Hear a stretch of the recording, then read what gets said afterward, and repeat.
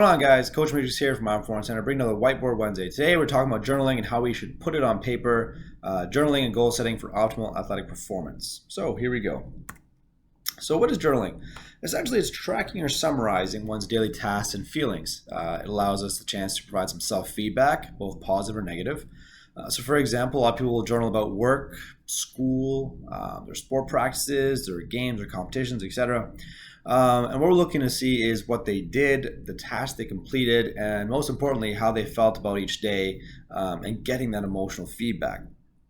Journaling has actually been proven very effective for creativity and effective stress relief, and it can greatly assist our athletes, and mostly everyone, with performance as well. So here are a couple of tips that we here at IPC can recommend for effective journaling. First, start with a daily goal. Setting 1 to 3 tasks on hand can help you focus and give you some guidance to what you have to get done throughout your day. The next step that we recommend is to actually plan. Putting a couple points on paper on how you plan to accomplish these goals can help guide your actions throughout your day. And then once your day is over, we call it the sandwich summary. Essentially, what we're doing with our athletes is summarizing a few notable moments that stood out for them during their day. The first being the positive end of things. You want to give yourself some positive feedback. The middle meatier portion is where you can give yourself some more constructive criticism, right? What went well, what I could do differently for next time, what didn't go as well, and what you want to change. And then you always want to finish off with kind of some more positive feedback, so you can kind of give yourself a bit of an emotional boost there. And then finally, you always want to look forward. What will you do differently to be just a little bit better tomorrow? So why is journaling so useful? Well, from our coaching standpoint, trends. All right. What we're looking for with our athletes is both good and bad days. So for example, let's say you have 2 or 3 months of data. You can look at their days and say, all right, here you had a really good day, a great practice, you had a great competition, right? What were you doing on your day that day? Right, you say, all right, you got 8 hours of sleep, right? You had great meals, you're feeling good. Someone gave you a comment at school today. You got your math test mark back, and you got a good grade.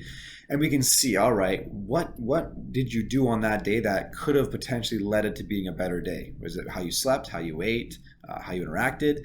And then over the course of time, you can look back at all those positive days and see a common trend and be like, all right, if we take that item and do the same thing tomorrow, we should have another positive day.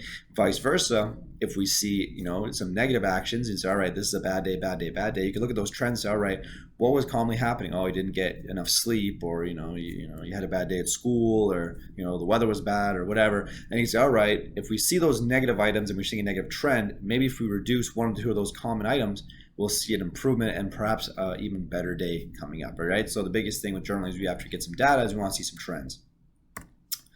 Here's a sample from one of our athlete journal worksheets. It's just something that we kind of use as a resource. It's available to our members and our athletes on their portal. And you can kind of see it kind of fits in those tips breakdown, right? So what do you want to accomplish today? You can put a couple points on there, how you plan on doing this. And then at the end of your day, we want to make sure we actually rate some commonalities here, like their sleeping patterns, hunger and hydration, as well as their physical exercise on a scale of 1 to 5, right? And again, if you want to put more detail into it, you absolutely can, just to kind of help with the patterning. And then, of course, you can see like the sandwich effect there at the bottom. Like, what did you do well today? What do you feel not go so well? And then what would you do differently or change tomorrow? And of course, we always like to finish off with a 1 to 2 sentence summary, just to make sure that we're always looking forward to the future. Now, we're going to talk a little bit about goal setting for success. So when we goal set with our athletes, we essentially work from big to small. We're looking to paint a big picture, right? We start with a longer term vision. We work our way inwards. For some, we actually recommend segregated categories. So for example, sporting goals, academic goals, social goals, etc. It can always be different from person to person.